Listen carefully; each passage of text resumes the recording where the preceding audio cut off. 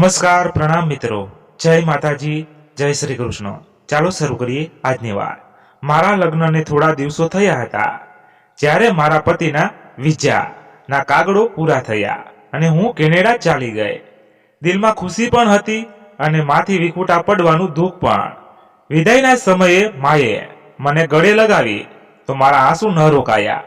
માના હોઠો પર બસ એ જ દુઆ હતી, દીકરી તને એ બધી ખુશીઓ નસીબ થાય જે મેં સપનામાં પણ ન જોયું હોય। કેનેડા પહોંચીને એક નવી જિંદગીની શરૂઆત થઈ। પતિ ખૂબ જ ખ્યાલ રાખનારા હતા, ગુરુ સુંદર હતો અને ભગવાનનો આભાર હતો કે કોઈ વસ્તુની કમી ન હતી। હું જલ્દી જ મારા નવા ઘરમાં રીત રિવાજોમાં ઢળી ગઈ। દરેક વસ્તુઓ પોતાની જગ્યાએ, જિંદગી એક ક્રમમાં ચાલી રહી હતી। બસ એક ખાલીપો હતો, માનો અવાજ માની દુઆઓમાં, માની વાતો દિલ અવારનવાર ઈચ્છતું કે થોડી વારમાં સાથે વાત કરી લઉં, પરંતુ જ્યારે પણ હું મારા ભાઈ કે ભાભીને ફોન કરતી હંમેશા એક જ જવાબ મળતો, માં તો દવા ખાઈને સૂઈ ગયા છે, અથવા તેઓ હમણાં જ પાડોશીને ફોઈને ઘરે ગયા છે, આવશે એટલે વાત કરાવીશ। શરૂઆતના થોડા અઠવાડિયામાં મેં સમાધાન કર્યું, વિચાર્યું કે માનો આરામ જરૂરી છે, પરંતુ પછી આ બહાના રોજનો નિયમ બની ગયા। દિવસ અઠવાડિયામાં બદલાયા, અઠવાડિયા મહિનાઓમાં, અને આમ વર્ષો વીતવા લાગ્યા। હું દર વખતે જ્યારે વિડીયો કોલની ફરમાઈશ કરતી, ભાભી કોઈને કોઈ કારણ બતાવીને વાતને પૂરી કરી દેતી। ક્યારેક નેટનું બહાનું, ક્યારેક મોબાઈલની બેટરીનું, અને ક્યારેક એમ કે માને ફોન સાંભળવો પસંદ નથી। દિલ વિચિત્ર થવા લાગતો, માનો અવાજ એક સપનું બની ગયો હતો। દર રાત્રે સૂતા પહેલા દિલમાં તેમની તસવીર આવતી, આંખો ભીની થઈ જતી। એક દિવસ દિલ ખૂબ જ બેચેન હતું। મેં જીદ કરી કે બસ આજે માં સાથે વાત કરવી જ છે। ભાભીએ ફોન ઉપાડ્યો અને કહ્યું, પ્રતીક્ષા, હમણાં તો માં સૂઈ રહ્યા છે, પછી કરાવશું। મેં કહ્યું, બસ 2 મિનિટ આ જ અવાજ સાંભળી લઉં। ભાભીએ ટાળી દીધું। હું ચૂપ થઈ ગઈ, પણ દિલની બેચેની વધતી ગઈ। થોડા દિવસ પછી મેં માનો ફોટો માંગ્યો। ભાભીએ ફોટા મોકલ્યા। જ્યારે મેં તેમને જોયા તો દિલ ધ્રુજી ગયું। માં ખૂબ જ કમજોર લાગી રહ્યા હતા। ચહેરા પર એ રોનક ન હતી જે હું છોડીને ગઈ હતી। આંખોમાં અજબ પ્રકારનો થાક હતો અને હોઠો પર એ જૂની સ્માઇલ પણ ગાયબ હતી। મેં તરત જ ભાભીને પૂછ્યું કે માં આટલા ઉદાસ કેમ લાગી રહ્યા છે? ભાભીએ હસીને કહ્યું, તને વહેમ થઈ રહ્યો છે, માં બિલકુલ ઠીક છે। હું તેમને દર મહિને ડોક્ટર પાસે લઈ જાઉં છું, દવા પણ સમયસર આપું જ છું। તું તો જાણે છો ને, માં આવા જ કમજોર લાગતા હોય છે। મેં વાતને નજર અંદાજ કરી, પણ દિલ માન્યું નહીં। હું દર મહિને થોડા પૈસા મોકલતી હતી, માની દવાઓ, કપડાં અને ખર્ચ માટે। ભાભી કહેતી, જો પ્રતીક્ષા, હું તો ઈચ્છું છું માનું પૂરું ચેકઅપ કરાવવું, પણ ટેસ્ટ ખૂબ મોંઘા હોય છે। તારા ભાઈનું કામ પણ આજકાલ ઠીક નથી ચાલી રહ્યું। મેં કંઈ પણ કહ્યા વિના વધુ પૈસા મોકલી દીધા। બસ દિલમાં એક જ ઈચ્છા હતી કે માં આરામ હોય। ઘણીવાર માનો અવાજ સાંભળવાની તલબ એટલી બધી જ હતી કે રાત્રે સપનામાં તેમનો અવાજ આવતો, જાણે તેઓ બોલાવી રહ્યા હોય, પ્રતીક્ષા બેટા, મારી બચ્ચી। હું ઊંઘમાંથી જાગી જતી અને દિલ ધક ધક કરી રહ્યું હોય। મેં ઘણીવાર મારા પતિને કહ્યું કે મારે ઇન્ડિયા જવું છે માને મળવા। બધા કહેતા, થોડી વધુ ધીરજ રાખ, હમણાં મારી નોકરી નવી નવી લાગી છે, રજા લેવી મુશ્કેલ છે, આવતી દિવાળી પર ચોક્કસ જઈશું। આવી રીતે વર્ષ વીતી ગયા। 5 વર્ષમાં એક વાર પણ મારી માં સાથે વાત ન થઈ શકી, ના વિડીયો કોલના ફોન પર તેમનો અવાજ। દર વખતે માત્ર ભાભીના શબ્દો અને બહાના। હું માં માટે કપડાં, દવાઓ, ચાદરો બધું નિયમિત રીતે મોકલતી રહી। દર વખતે માની ખુશીઓનો વિચાર કરીને દિલને દિલાસો આપતી કે કદાચ તેઓ ખૂબ દુઆઓ દેતી હશે, પરંતુ દિલમાં એક સવાલ દરરોજ ઊંડો થતો જઈ રહ્યો હતો, શું માં ખરેખર ખુશ છે કે મારી પાસેથી કંઈક છુપાવવામાં આવી રહ્યું છે? એક દિવસ સાંજના સમયે મારા ફોનની ઘંટડી વાગી। સ્ક્રીન પર ભાભીનું નામ ઝગમગી રહ્યું હતું। દિલ જોર જોરથી ધડકવા લાગ્યું। મેં તરત જ ફોન પાડ્યો અને બીજી તરફ એ જ અવાજ આવ્યો, તે મારી માનો હતો। ખૂબ જ કમજોર, ખૂબ જ કામતો હતો. પ્રતીક્ષા, પ્રતીક્ષા, બેટા પ્રતીક્ષા. મારી જીભ ગૂંગી થઈ ગઈ, આંખો ભીની થઈ ગઈ, દિલ જાણે થંભી ગયું હોય. પરંતુ અચાનક ફોન બંધ થઈ ગયો. મેં વારવાર કોલ જોડ્યો, પરંતુ ફોન બંધ જ આવતો હતો. તે દિવસ પછી દિલને કંઈ પણ સારું ન લાગ્યું. દરેક ક્ષણ દિલને એક વિચિત્ર બેચેનીમાં ઘેરાયેલું રહ્યું. જાણે કોઈ તોફાન આવવાનું હોય, જાણે કોઈ પડદો ઉઠાવવાવાળું હોય. અને પછી એ તોફાન આવ્યું, એવી તૂપતાથી આવ્યું કે મારું હૃદય ચીસ પાડી ઉઠ્યું. પરંતુ આ ઘટના પહેલા હું માત્ર એ સવાલમાં જ પૂછવાયેલી રહી કે મારી માં મને કેમ નથી મળી રહી? કેમ 5 વર્ષમાં એકવાર પણ તેમનો અવાજ પૂરી રીતે સાંભળવા ન મળ્યો? અને આ સવાલો હવે મારા માટે માત્ર સવાલો ન હતા, પરંતુ એક ભયાનક હકીકતની શરૂઆત બનાવવાવાળા હતા. ફોન બંધ થયા પછી મેં વારવાર ભાભીને કોલ કર્યો, પરંતુ દર વખતે કાં તો ફોન બંધ આવતો અથવા તે હમણાં ઉપાડ્યો નહીં. મારા દિલમાં વિચિત્ર ગભરાટ થઈ રહ્યો હતો. એ થોડી ક્ષણોમાંનો દરરોજ તો અવાજ તેમનું મારું નામ લેવું અને પછી અચાનક ફોનનું બંધ થઈ જવું, આ બધું મારા અસ્તિત્વ પર એક બોજ બની ગયું હતું. મને કોઈ પણ વસ્તુમાં રસ નહોતો લાગી રહ્યો. એટલું જ નહીં, મારા પતિએ પણ મહેસૂસ કર્યું કે હું કાંઈક બદલાઈ ગઈ છું. એક દિવસ મેં હિંમત કરીને ફરીથી ભાભીને મેસેજ કર્યો કે મને માનો તાજેતરનો ફોટો મોકલો. જે ફોટો આવ્યો તેને જોઈને મારું દિલ વધુ ભારે થઈ ગયું. માનો ચહેરો વધુ કમજોર લાગી રહ્યો હતો. આંખોની આસપાસ ઊંડા કુંડાળા થઈ ચૂક્યા હતા. તેમની ત્વચા પણ વિચિત્ર પીળાશ હતી, જાણે હું ઘણા દિવસોથી બીમાર હોય. કપાળની કરચલીઓ પહેલા કરતાં વધુ ઊંડી થઈ ચૂકી હતી. મેં ફોટાને વારવાર ધ્યાનથી જોયો. દર વખતે મારી આંખો જાણે મને કોઈ કહેવા માંગતી હોય, જાણે તેમના હોય શાંત હોય પણ દિલ ઘણું બધું સાંભળી રહ્યું હોય. મેં તરત જ ભાભીને કોલ કર્યો. આ વખતે કોલ ઉપાડવામાં આવ્યો. ભાભી, આ ફોટો ક્યારનો છે? માં ઠીક છે, ઘણા કમજોર લાગી રહ્યા છે. ભાભીનું હસવાનું હસવું ફોનની બીજી બાજુ સંભળાયું. પ્રતીક્ષા, તને વહેમ થઈ રહ્યું છે. માં બિલકુલ ઠીક છે, આ બસ ફોટાના પ્રકાશની અસર છે. અને હા, તે ઉંમરના કારણે થોડા કમજોર તો લાગે છે, પરંતુ હું તેમને નિયમિત રીતે ડોક્ટર પાસે ચેકઅપ કરાવું છું. તું ચિંતા ન કરો. મેં શ્વાસ ભર્યો, પણ દિલની બેચેની ઓછી ના થઈ. છેલ્લી વારમાં એ મારી સાથે વાત કરી હતી, યાદ છે ને? ફોન પર તેઓ કંઈક કહેવા માંગતા હતા. તમે ફોન કેમ બંધ કરી દીધો હતો? ભાભી થોડી ક્ષણો માટે શાંત રહી, પછી બોલી, અરે એ માની તબિયત થોડી ખરાબ હતી, એટલામાં કંઈક ઊંધું સીધું બોલી રહ્યા હતા. મેં વિચાર્યું તું પરેશાન થઈ જઈશ, એટલે જ ફોન બંધ કર્યો. હું શાંત થઈ ગઈ, પરંતુ દિલની બેચેની હવે તીવ્ર બની ગઈ હતી. થોડા દિવસ પછી મેં જેમ તેમ મારી વ્યવસ્થામાંથી સમય કાઢ્યો અને મા માટે કપડાં, દવાઓ, ગરમ ચાદર અને તેમની પસંદગીની વસ્તુ પેક કરી એક મોટો પાર્સલ તૈયાર કર્યું અને કુરિયર કરાવી દીધું. સાથે એક પત્ર પણ લખ્યું, જેમાં ફક્ત એટલું જ કહ્યું, માં, હું બહુ જલ્દી તમારી પાસે આવીશ. બસ તમે તમારું ધ્યાન રાખજો ને પ્લીઝ જ્યારે પણ મોકો મળે ને મને ફોન જરૂર કરજો. મને તમારા અવાજની બહુ યાદ આવે છે. આ પાર્સલ મોકલ્યાના થોડા દિવસ પછી ભાભીનો કોલ આવ્યો. પ્રતીક્ષા, માએ તારો પાર્સલ જોયો, બહુ ખુશ થયા. તેઓ તો એટલા રડી રહ્યા કે અમને ડર લાગ્યો ક્યાંક તબિયત બગડી ના જાય. તું ખરેખર તેમનું બહુ ધ્યાન રાખે છે. મેં પૂછ્યું, શું તેમણે કંઈ કહ્યું? ભાભીએ થોડા હસતા કહ્યું, કહી રહ્યા હતા કે ભગવાન મારી દીકરીને સલામત રાખે. તને ઘણી દુઆઓ આપી રહ્યા હતા. આ સાંભળીને દિલને થોડી શાંતિ મળી, પરંતુ માનો ફોટો હજી પણ મારા મગજમાં ગુંજી રહ્યો હતો.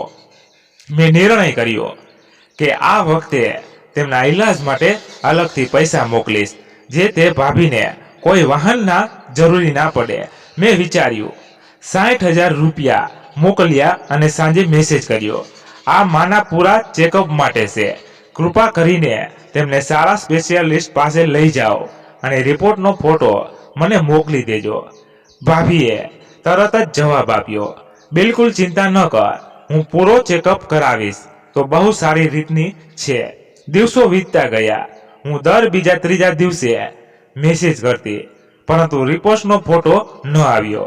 ક્યારેય જવાબ આવતો કે ડોક્ટરની મુલાકાત મળી નથી, ક્યારેક કહેવાતું કે ટેસ્ટનો રિપોર્ટ હજી આવ્યો નથી, અને ક્યારેક કહેવાતું કે માને તાવ છે એટલે જવું શક્ય નથી. એક દિવસ માનું સપનું આવ્યું. સપનામાં તેઓ જમીન પર બેઠા હતા, હાથમાં મારો ફોટો પકડ્યો હતો અને કહી રહ્યા હતા, બેટા, મેં તો તને ના પાડી હતી, તને સૌથી વધુ ચાહી હતી. હવે મને કોઈ નથી સંભળાવતું. હું ચીસ પાડીને તેમની પાસે જવા માંગતી હતી, પરંતુ મારા પગ જાણે જમીન સાથે ચોંટી ગયા હોય. મારી આંખ ખુલતા જ હું રડી પડી. દિલ જોર જોરથી ધડકી રહ્યું હતું અને હું પરસેવાથી રેપઝેપ થઈ ગઈ હતી. મેં તે સમયે મારા પતિને કહ્યું, મારે ઇન્ડિયા જવું છે. તરત જ મારા પતિએ મારી હાલત જોઈને કહ્યું, શું થયું? મેં બધું કહ્યું, માની હાલત, ફોટો, સપના, ભાભીની વાતોમાં છુપાયેલી જૂઠાણાની ગંધ. તેઓ શાંતિથી મારી વાત સાંભળતા રહ્યા. પછી ધીમેથી બોલ્યા, પ્રતીક્ષા, બધું ઠીક છે, વસ્તુની ગેરસમજ થઈ રહી છે. તેમણે ઘણીવાર સુધી મને દિલાસો આપ્યો. મેં માથું હલાવ્યું, પણ દિલમાં વિચિત્ર બેચેની હતી. ફોનનો અવાજ આજે પણ મારા કાનમાં ગુંજી રહ્યો હતો. પ્રતીક્ષા બેટા, પ્રતીક્ષા. ધ્રુજતો તૂટેલો આ અવાજ જાણે મારા હાડકામાં ઉતરી ગયો હતો. મેં એક ચોર માટે પણ વિશ્વાસ ન કર્યો કે આ માનો અવાજ હતો. 5 વર્ષ પછી પહેલી વાર તેમના મુખેથી મારું નામ સાંભળ્યું હતું. દિલ જાણે ધડકવાનું ભૂલી ગયું હોય. મેં રડતા રડતા ફોનના બીજા છેડે બૂમ પાડી, માં, શું થયું? પણ બીજી ક્ષણે કંઈક અવાજ આવ્યો અને ફોન બંધ થઈ ગયો. મેં તરત જ ફરીથી નંબર જોડ્યો. વાર પણ હવે નંબર બંધ થઈ જઈ રહ્યો હતો. આંખો ભીની હતી અને દિલમાં એવી લાચારી ઉતરી હતી જેને શબ્દોમાં વર્ણવી શક્ય તેમ નહોતી. પતિએ જ્યારે મારી હાલત જોઈ તો તરત જ પાસે આવીને બેઠા. મેં તેમને કહ્યું કે માનો અવાજ આવ્યો હતો. તેઓ મને બોલાવી રહ્યા હતા, જાણે ખૂબ જ લાચાર હોય, જાણે કોઈ મુસીબતમાં હોય. પતિએ કહ્યું, તો ભાઈને ફોન કર, કદાચ કંઈક થયું હોય. મેં તરત જ ભાઈને કોલ કર્યો. બીજી તરફથી તેમનો હંમેશાનો બેપરવાહ અવાજ આવ્યો, અરે બહેન, ખેરિયત? મેં જલ્દીથી પૂછ્યું, ભાઈ, માં ઠીક છે? તેમનો અવાજ આવ્યો હતો મારા ફોન પર. તેઓ મને બોલાવી રહ્યા હતા. ભાઈએ એક જોરદાર અટ્ટહાસ કર્યો. ઓ, અરે, એ તો ક્યારેક દવાની અસર, બેભાન જેવી વાતો કરે છે. કાલે પણ કહી રહ્યા હતા કે તું આવી છે ઇન્ડિયા, જ્યારે તું તો કેનેડામાં છે. હું ચૂપ રહી, પણ દિલ ધડકવા લાગ્યું. ભાઈએ કહ્યું, તું પરેશાન ના થા, માના આરામનું બહુ ધ્યાન રાખવામાં આવી રહ્યું છે. પથારી પર દરેક વસ્તુ સમયસર પહોંચે છે. તારી ભાભી તો દિવસમાં 2 વાર તેમના પગ દબાવે છે, બહુ સેવા કરે છે. તારી માની. મેં ધીમા સ્વરમાં બસ એટલું જ કહ્યું. ભાઈ, ક્યારેક મારી મા સાથે મારી વાત કરાવી દે છે પ્લીઝ. તેમણે હસતા કહ્યું, ચોક્કસ, કાલે જ કરાવું છું.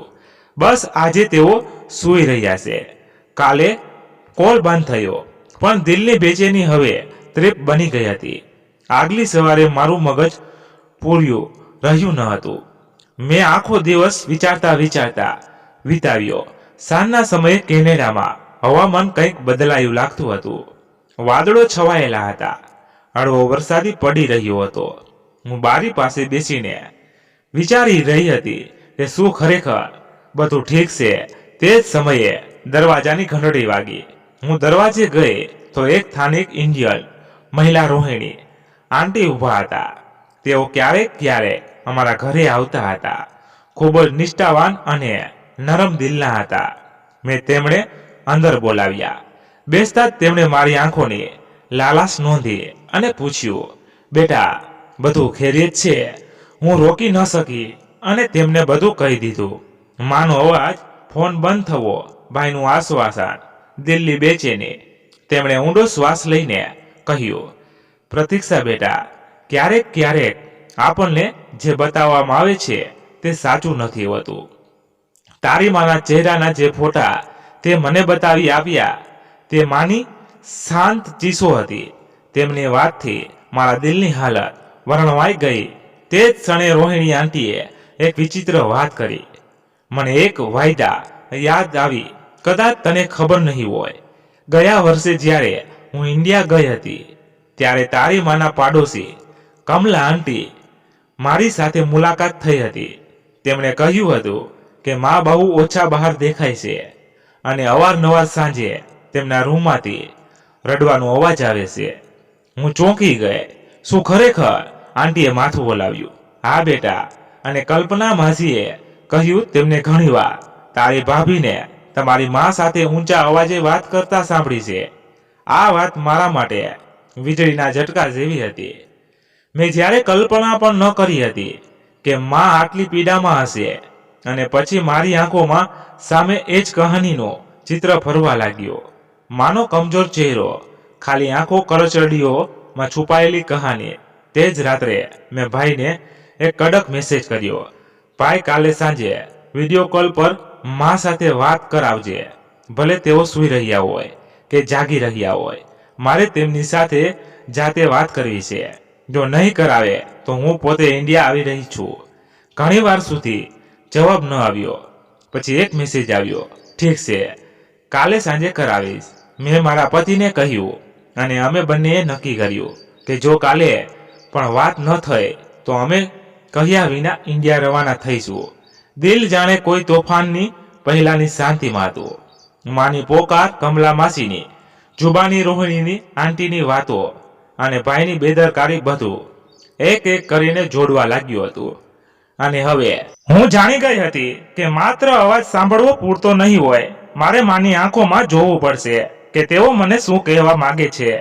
દિવાળીનો સમય નજીક હતો અને હવામાનમાં પણ એક ખુશનુમા ફેરવવામાં આવી ગયો. હવે કેનેડામાં બરફ વરસાદ થંભી ગઈ હતી. દિવસો લાંબા અને નરમ થઈ ગયા હતા.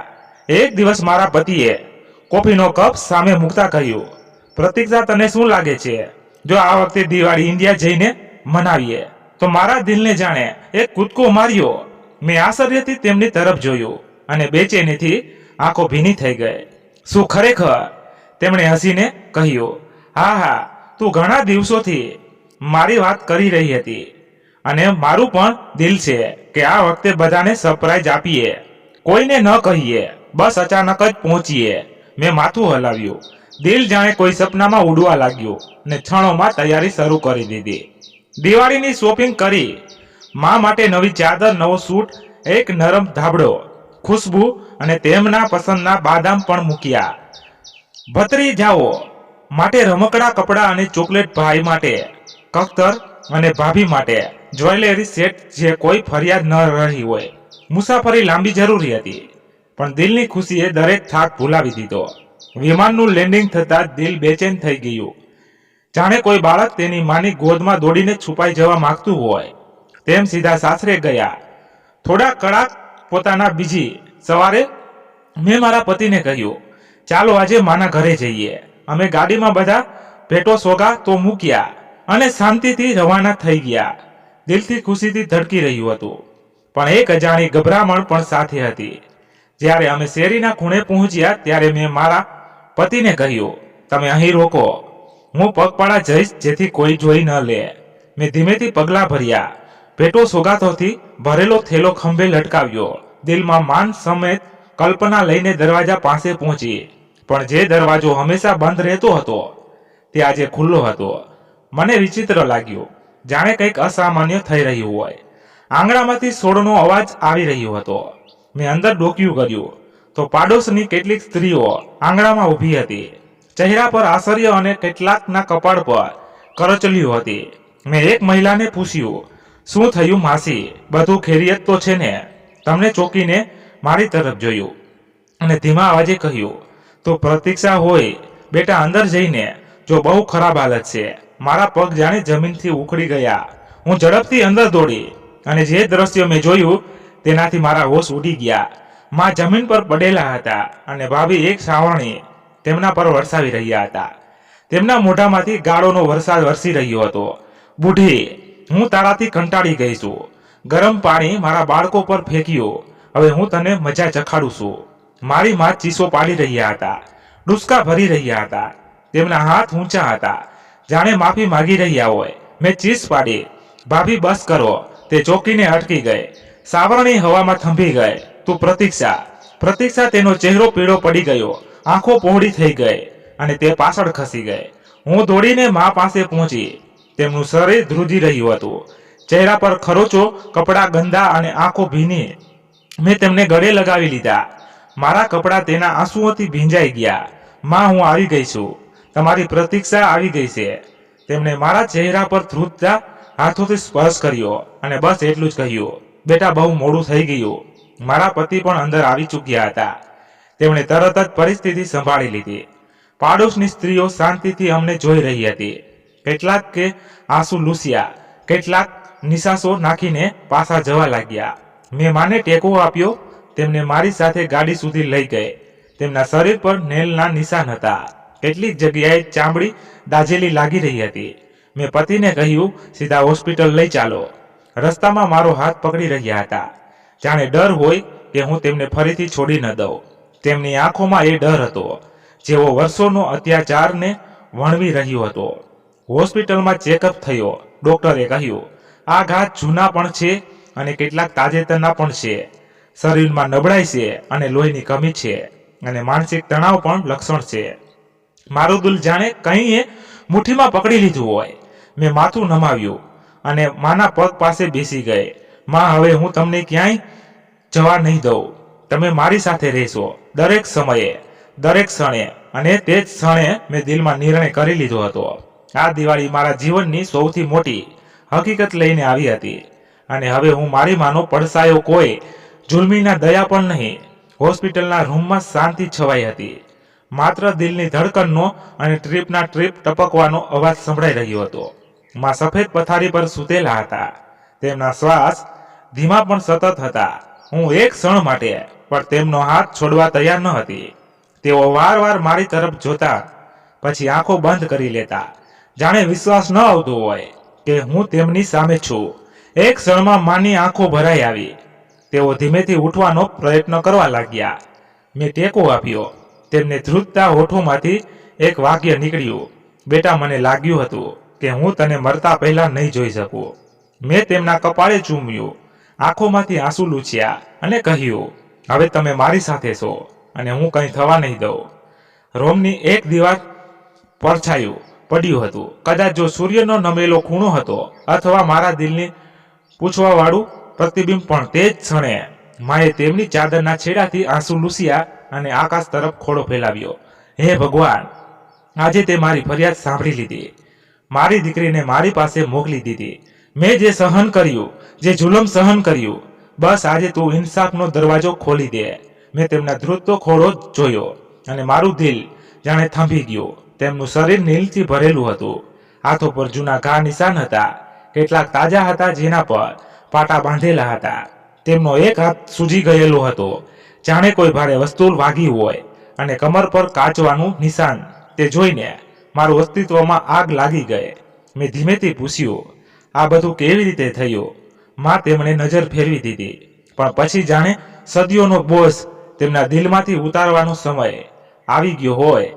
પ્રતીક્ષા બેટા, આ એક દિવસની વાત નથી. તારા લગ્ન પછીથી જ જ્યારે ઘરમાં મારો અવાજ ઓછો સંભળાવા લાગ્યો, ત્યારે તારા ગયા પછી તેઓ મને નોકર પ્રાણીથી પણ બદતર સમજવા લાગ્યા.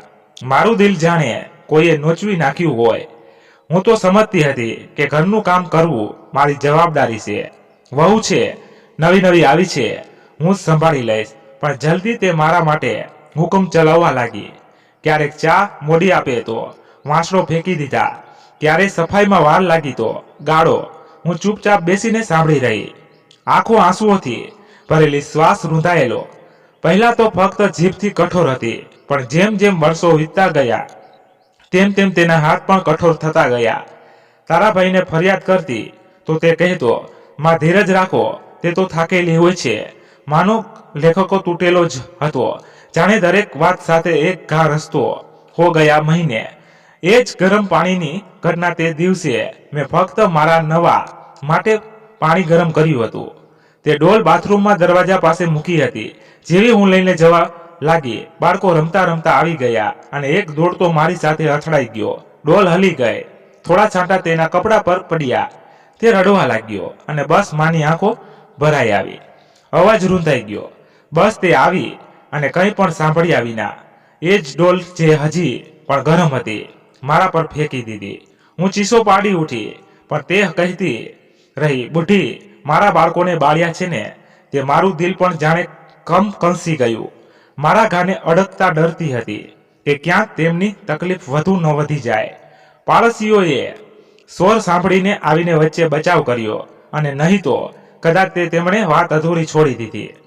મેં તેમના હાથોને ચૂમી લીધા અને આંખોમાંથી વહેતા આંસુઓને રોકી શકી નહીં. માં, તમે મને પહેલા કેમ એમ ન કહ્યું? તેમણે હળવું સ્મિત તો કર્યું, પણ એ સ્મિત દુઃખની પરાકાષ્ઠા હતી. બતાવતી હતી તો શું થતું? બેટા, તને તકલીફ થતી, તારા મારા ઘરની શાંતિ ખરાબ થતી. હું ઈચ્છતી હતી કે ઓછામાં ઓછું તું ખુશ રહે. મેં તેમના કપાળે ચૂમ્યો અને દિલમાં જ નિશ્ચય કરી લીધો કે હવે તેમના જીવનની દરેક તકલીફનો હિસાબ લઈશ. રાત મોડી સુધી હું હોસ્પિટલની સાથ બનેલા રૂમમાં સાથે બેસી રહી. તેમનો હાથ પકડીને તેમના માથા પર હાથ ફેરવતી હું બસ એ જ વિચારતી રહી કે કેમ આપણને સમયસર એ લોકોની સચ્ચાઈ દેખાતી નથી, જેમણે આપણે સર્વસ્વ માનીએ બેસીએ છીએ. દિવાળીની ખુશીઓ મારા માટે હવે ફક્ત એક કાલ્પનિક તહેવાર રહી ગઈ હતી.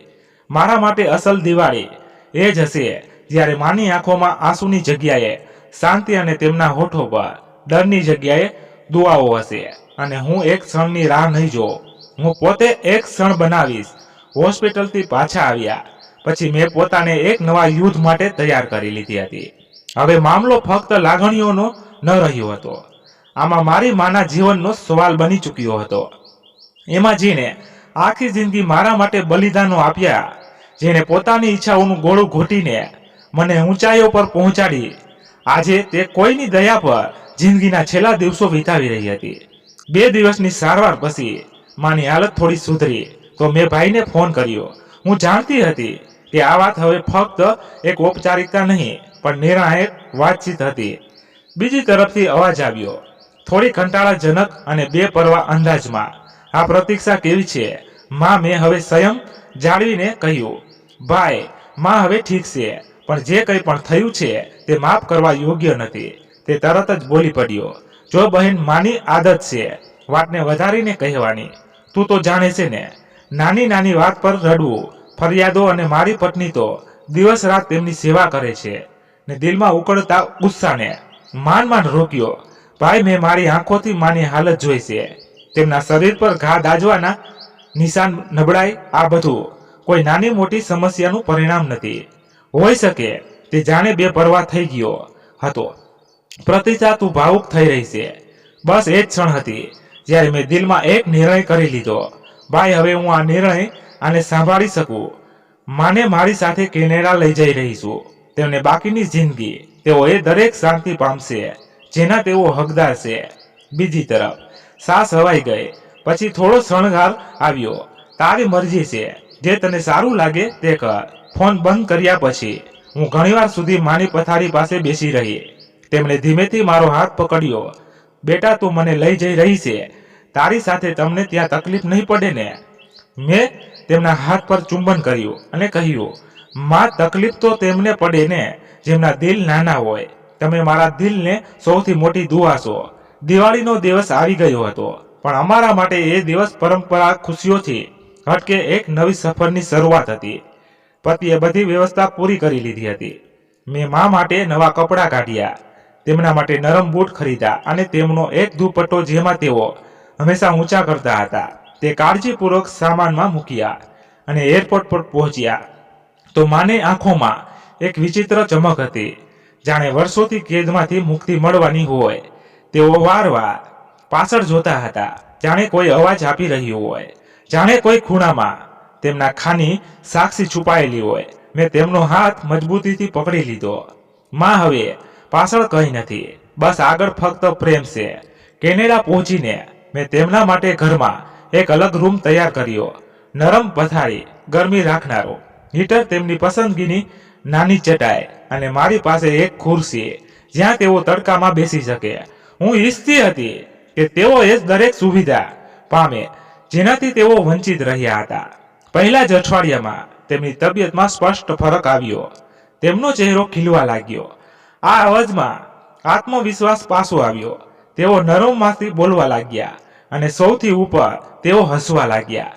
મારી નાની દીકરી તેમને વળગીને કહેતી, નાની, તમે વાર્તા કહો ને. અમે માં પોતાનું હસવું છુપાવતા કહેતા, પહેલા ખજૂર ખા પછી કહું. અમે તેમને એક સારા ડોક્ટરને બતાવ્યા. સંપૂર્ણ ચેકઅપ થયો. ડોક્ટરે રિપોર્ટ જોઈને કહ્યું, આ મહિલા ઘણા સમયથી માનસિક અને શારીરિક પીડામાં રહ્યા છે, પણ જો હવે યોગ્ય દેખભાળ કરવામાં આવે તો ઉંમરના આ ભાગમાં પણ સારો સમય વિતાવી શકે છે. મારું દિલ જાણે સદામાં પડી ગયું. દિલમાં જ આભાર માન્યો. હું દરરોજ તેમની સાથે બેસતી, તેમની જૂની વાતો સાંભળતી. તેઓ પોતાની યુવાનીની કહાનીઓ કહેતા, પિતાજીનો ઉલ્લેખ કરતા અને અવારનવાર કહેતા, પ્રતીક્ષા, તું આવી ગઈ છે ને, હવે મને કંઈ નથી જોઈતું. એક દિવસ માં પૂજા કરી રહ્યા હતા. તેમની પ્રાર્થનાઓમાં આંસુ સામેલ હતા. પૂજા પછી મેં તેમને પૂછ્યું, માં, આજે શું પ્રાર્થના કરી?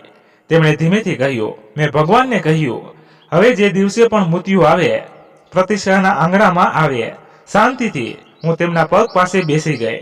આંખોમાંથી વહેતા આંસુઓમાં એક વિચિત્ર શાંતિ હતી. એ શાંતિ જે ફક્ત એક દીકરી જ પોતાની માને બચાવી લીધા પછી મહેસૂસ કરે છે. હવે મારો દરેક દિવસ તેમની સેવામાં પસાર થતો.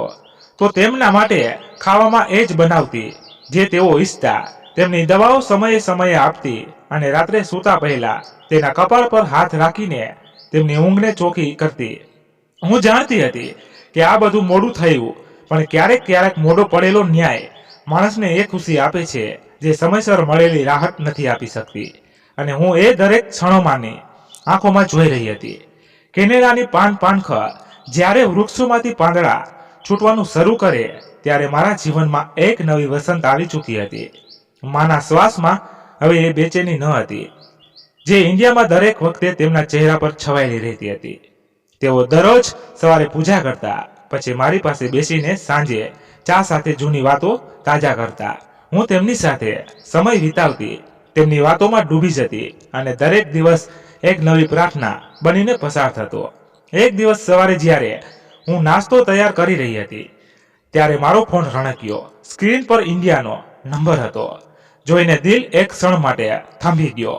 ફોન ઉપાડ્યો તો બીજી તરફ મારા પિતરાઈનો અવાજ હતો, જે સામાન્ય રીતે ઔપચારિક ખબર અંતર માટે કોલ કરતો હતો.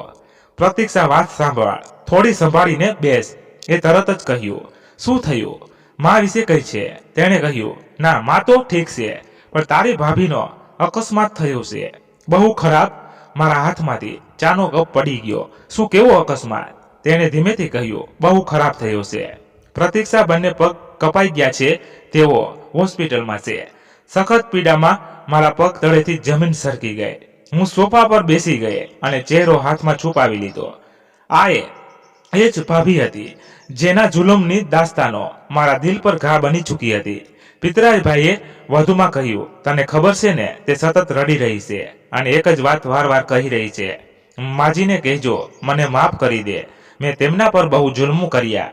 ભગવાને મને સજા આપી દીધી. મારા રૂવાટા ઊભા થઈ ગયા. આખા શરીરમાં જાણે એક કંપાળી દોડી. તે મને માની એ જ પ્રાર્થના યાદ આવી જે તેમણે હોસ્પિટલમાં ખોડો ફેલાવીને માંગી હતી જ્યારે તેમના શરીર પર ઘા હતા અને દિલ પર ઢાંક છે. હે ભગવાન, હમણાં જ દુનિયામાં માનો ઇન્સાફ કરી દે.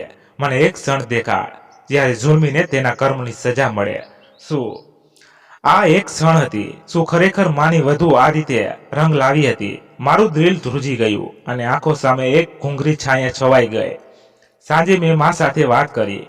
તેમના ચહેરા પર શાંત પ્રકાશ હતો, જાણે તેમને ક્યાંયની રાહત મળી હોય. મેં વાત છુપાવી નહીં. ધીમેથી કહ્યું, માં, ઇન્ડિયામાંથી ફોન આવ્યો હતો. ભાભીનો અકસ્માત થયો છે. માનો હાથ ધ્રુજવા લાગ્યો, પણ આંખોમાં આશ્ચર્યની જગ્યાએ એક ઊંડી શાંતિ ઊભી હતી. કેવો અકસ્માત? મેં ધીમેથી કહ્યું. તેમના બંને પગ કપાઈ ગયા છે. તેઓ તમને યાદ કરી રહ્યા છે. રડી રડીને માફી માંગી રહ્યા. થોડી ક્ષણો શાંતિ છવાઈ ગઈ. પછી માએ આંખો બંધ કરી અને આકાશ તરફ હાથ ઊંચા કર્યા. ભગવાન, તું બહુ ન્યાયી છે. મેં તારા ન્યાય પર વિશ્વાસ રાખ્યો હતો અને તે મારો વિશ્વાસ કાયમ રાખ્યો. હું તેમની પાસે બેસી ગઈ. તેમનો હાથ પકડીને કહ્યું, માં, હવે તમારી સાથે કોઈ જુલ્મ નહીં કરે. ના કોઈ અવાજ દબાવશે, ના કોઈ ઘા આપશે. માએ મારી તરફ જોયો. તેમની આંખોમાં ભીનાશ હતી, પણ એ આંસુ આભારના હતા, ડરના નહીં. બેટા, મેં પણ કોઈના માટે ખરાબ નથી ચાહ્યું, પણ જે મારી સાથે થયું તે ભગવાન જોઈ લીધું. અને આજે જો એ સ્ત્રી માફી માંગી રહી છે તો એ તેની સજા નથી, ભગવાન તરફથી આપેલી નિશાની છે. મેં કહ્યું, શું તમે તેમને માફ કરશો? તેઓ થોડીવાર રોકાયા, પછી બોલ્યા, હું માણસ છું, મારા દિલમાં દુઃખ પણ છે અને ઘા પણ. હું ભગવાનના ન્યાય પછી મારા તરફથી બધું છોડી દઉં છું. તેમનો ન્યાય પૂરતો જ છે. હું જાણે શાંતિથી હતી. આ માની મહાનતા હતી. તેઓ જે વર્ષો સુધી લાચારી સહન કરતા રહ્યા, આજે પણ માફી માંગવા માટે તૈયારી હતા. થોડા દિવસ પછી મને ફરી ઇન્ડિયાથી ખબર મળી કે ભાભીની હાલત વધુ ખરાબ થઈ ગઈ છે. તેમનું માનસિક સંતુલન પણ ખોરવાઈ ગયું છે. તેઓ ક્યારેક ક્યારેક ચીસો પાડતા, ક્યારેક હસવા. મને વારવાર કહેતા, મારા પગ નથી, માને બોલાવો, મારે તેમના પગમાં પડવું છે, તેઓ મને માફ કરી દે. મેં માને કહ્યું, તો આપણે તેમને ફક્ત એટલું જ કહ્યું, બસ ભગવાન તેને શાંતિ આપે. કદાચ તેઓ હજી પણ ન સમજી શક્યા હોય કે તેમણે શું ગુમાવ્યું. અને મેં વિચાર્યું, આ એ સ્ત્રી હતી જેણે મારી માના જીવનને કેદખાનું બનાવ્યું, જેના દરેક શબ્દ અને દરેક હાથે માના શરીર પર અને દિલ પર ઢાંક છોડ્યા. આજે તે પોતે પોતાની જાતને કેદમાં ગિરફ્તાર હતી. પોતાના તૂટેલા હાડકાં, કપાયેલા પગ અને વિખરાયેલી હોશ સાથે. આ ભગવાનનો નિયમ હતો, જે હંમેશા પોતાનો ન્યાય સમયસર કરે. માની પ્રાર્થના, ધીરજ અને ખામોશીએ એ કામ કરી ગઈ જે કદાચ કોઈ અદાલત ન કરી શકે. સવારનો કડવો પ્રકાશ રૂમની બારીમાંથી અંદર આવી રહ્યો હતો. માં નરમ ધાબળામાં લપેટાઈને પોતાની ચટાઈ પાસે બેઠા હતા. તેમની આંખો બંધ હતી, હોઠ ધીમે ધીમે હલતા હતા અને ચહેરા પર એક ખાસ શાંતિ છવાયેલી હતી. હું શાંતિથી તેમની પાસે જઈને બેઠી અને તેમના હાથોને મારા હાથમાં લઈ લીધા. એ હાથ જે ક્યારેય ધ્રુજતા હતા, જેના પર નીલ હતા, જેની આંગળીઓ રોજ સાવરણી અને વાસણોથી ઘાયલ રહેતી હતી, આજે તેના નરમાયેલ અને શાંતિ હતી. માએ આંખો ખોલી અને ધીમેથી સ્મિત કર્યું. પ્રતીક્ષા બેટા, આજે મારી પ્રાર્થના કબૂલ થઈ. મેં જ્યારે ખોળો ફેલાવ્યો હતો ને, તો ફક્ત ઇન્સાફ જ માગ્યો હતો. મેં એ માગ્યું હતું કે હું મારી આંખોથી એ દિવસ જોઉં જ્યારે મારો ભગવાન મને શાંતિથી સફળ કરી. અને તેણે કહી દીધું. મારા આંસુ વહેવા લાગ્યા. માએ આંખો મીચી લીધી, જાણે કોઈ દૂરના દ્રશ્યને યાદ કરી રહ્યા હોય. બેટા, જુલમ સહન કરવું આસાન નથી હોતું, એનાથી પણ વધુ મુશ્કેલ હોય છે ચૂપ રહેવું. મેં વર્ષો સુધી ધીરજ રાખી, ફક્ત એટલા માટે કે મારું ઘર વિખરાય નહીં, તારા જીવન પર કોઈ પડછાયો ન પડે. મેં મારા હક માટે અવાજ ન ઉઠાવ્યો, બસ મને ભગવાનને કહ્યું. અને આજે તેને મારી માં હોવાની લાજ રાખી. મેં ધીમેથી તેમના પગ પર માથું મૂક્યું. માં, મને શરમ આવે છે કે હું મોડી આવી. કાશ હું પહેલા આવી ગઈ હોત, તો કદાચ તમારે આ બધું સહન ન કરવું પડત. તેમણે મારા હાથ પર હાથ મૂકી અને બોલ્યા, નહીં બેટા, તું સમયસર આવી. એટલો સમય પણ ન હતો થયો કે હું શાંતિથી દુનિયાથી ચાલી જાય અને તને કંઈ કહ્યા વિના ચાલી જાય. મારો ભગવાન મને એ સમય પણ સંભાળી રહ્યો હતો જ્યારે તને મારી સાથે વાત ન કરવા દેવામાં આવતી હતી.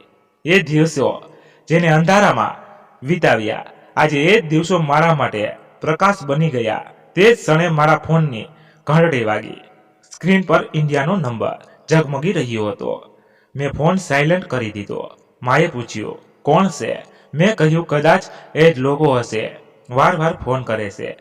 ભાભીની હાલત દિવસે ને દિવસે ખરાબ થઈ રહી છે. કહે છે તેઓ દરેક વખતે અમ્મા અમ્મા કરે છે. માએ ઊંડો શ્વાસ લીધો. ભગવાને તેના હાલ પર રહેમ કરે. દીકરી, મેં માફ કરી દીધું દિલથી, સંપૂર્ણ રીતે. તેમને આશ્ચર્યથી જોયા. ખરેખર? હા બેટા, મેં ભગવાન પાસે ઇન્સાફ માંગ્યો હતો, બદલો નહીં, અને જ્યારે તેણે આપી દીધો તો હવે મારું દિલ ખાલી છે. બસ ભગવાનનો આભાર, મેં દિલમાં વિચાર્યું. આ એ જ મહાનતા છે, ફક્ત માના ભાગમાં આવી છે. વર્ષો સુધી જુલમ સહન કરવા છતાંય તેઓ દિલમાં નફરત નથી પાડતા. તે જ સાથે માએ કહ્યું, ચાલો બહાર ચાલીએ, તારા ઘર સામેનો એ બગીચો દેખાડ જ્યાં બાળકો રમે છે. મેં તરત જ વ્હીલચેર કાઢી માને બેસાડ્યા અને ધીમે ધીમે બગીચા તરફ લઈ ગઈ. હળવી હળવી હવા ચાલી રહી હતી, વૃક્ષોના પાંદડા ઝૂમી રહ્યા હતા, જાણે ભગવાનની રહેમત ધરતી પર ઉતરી રહી હોય. ત્યાં પહોંચીને માએ દૂર સુધી જોતા કહ્યું, પ્રતીક્ષા જે દીકરીને જન્મ આપીને પાળે છે તે ફક્ત એક માં નથી હોતી, તે ધીરજનો પાયો હોય છે. અને ભગવાન પોતાના ધીરજવાન બંદાઓને ક્યારેક નિશાની નથી કરતો. તે તેમના પગમાં બેઠી અને દિલથી આભાર માન્યો. આભાર એક ક્ષણનો, એ ઇન્સાફનો, એ પ્રાર્થનાઓનો જે દુનિયામાં જ કબૂલ થઈ. પાર્કની બેન્ચ પર બેઠેલા મા હવાને મહેસૂસ કરી રહ્યા હતા, જાણે વર્ષો પછી તેમણે આઝાદીની સુગંધ સૂંઘી હોય. થોડી વાર પછી તેમણે મારો હાથ પકડ્યો, જાણો વર્ષોનો વિખોટોપણો ફરીથી પામ્યો હોય. પ્રતીક્ષા, તે મારા માટે જે કર્યું તે કોઈ દીકરી નથી કરતી. હું ફક્ત દીકરી નથી, તમારા જીવનનો એ છેલ્લો સહારો છું. મને મારી પ્રાર્થનાઓમાં બદલામાં મળ્યા છે. માં, મેં ફક્ત મારી ફરજ નિભાવી છે. તમે મારા માટે જે કર્યું તે હું આખી જિંદગી પણ પાછું નહીં આપી શકું. ખબર છે પ્રતીક્ષા, જ્યારે હું આ એકાંતમાં રડતી હતી તો ફક્ત એક જ વાત વિચારતી હતી કે શું મારી દીકરી ક્યારે મારા દુઃખને મહેસૂસ કરી શકશે? શું તે ક્યારે પાછી આવશે? અને જ્યારે તું આવી તો મને લાગ્યું મારી આત્માએ ચેન મળી ગયું, જેને હું હંમેશા તરસતી રહી. મેં તેમના હાથોને મારા કપાળ સાથે લગાવ્યા. માં, હવે તમે ક્યારેય એકલા નહીં હોવ. સાંજ ઘેરી થવા લાગી, પક્ષીઓ પોતાના માળા તરફ પાછા ફરવા લાગી ગયા, જાણે પ્રાકૃતિક પણ કહી રહી હોય કે જે સફળ દુઃખથી શરૂ થાય છે તે ધીરજના રસ્તા પર ચાલીને સચ્ચાઈના અંત સુધી જરૂર પહોંચે છે. અમે પાછા ઘર તરફ રવાના થયા. માના ચહેરા પર એ રોશની હતી જે ફક્ત ઇન્સાફ પામ્યા પછી જ ઉભરે છે. અને હું દિલમાં જે વિચારતી રહી, ક્યારેક ક્યારેક ભગવાન આપણી ખામોશીઓને પણ સાંભળે છે, અને જ્યારે તે બોલે છે તો આખી દુનિયા ખામોશ થઈ જાય છે. આ એક ક્ષણ હતી જ્યાં પ્રાર્થનાને, ધીરજ અને દીકરીના પ્રેમે મળીને એક માને એ સ્થાન અપાવ્યું હતું જે ફક્ત ભગવાનની અદાલતથી જ શક્ય હતું. તો મિત્રો, આજની વાર્તા તમને કેવી લાગી? લાઈક, કોમેન્ટ કરીને જરૂરથી જણાવજો, અને વિડીયોને વધુમાં વધુ શેર પણ કરજો. જો ચેનલ પર નવા છો તો સબસ્ક્રાઈબ કરવાનું ભૂલતા નહીં. આપણે ફરી મળીશું. ધન્યવાદ. જય માતાજી, જય શ્રી કૃષ્ણ. તો મિત્રો, ખાસ કહેજો તમને કેવી કેવી વાર્તાઓ સાંભળવા માગો છો, એટલે અમે એ પ્રમાણે નવી નવી વાર્તાઓ લાવતા રહી. તો મિત્રો, તમારા સપોર્ટની થોડીક જરૂર પડશે. આ આપણી ચેનલ હજી નવી છે એટલા માટે. તો મિત્રો, વધુમાં વધુ શેર કરતા રહ્યો. બસ સુપરથી સુપર સ્ટોરી હું લાવતો રહીશ.